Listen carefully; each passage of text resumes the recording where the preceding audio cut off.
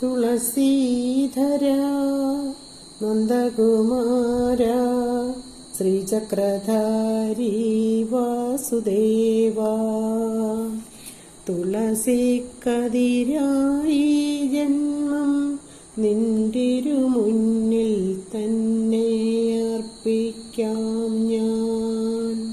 വേദന തിങ്ങിടും എൻ ഹൃദയത്തിൻ്റെ മിഴിനീർ പൂക്കൾ നീ കാണുകില്ലേ. ഏകുക ദേവാ നിൻ കാരുണ്യം തുളസിക്കതിരായി ജന്മം നിന്തിരുമുന്നിൽ തന്നെ അർപ്പിക്കാം.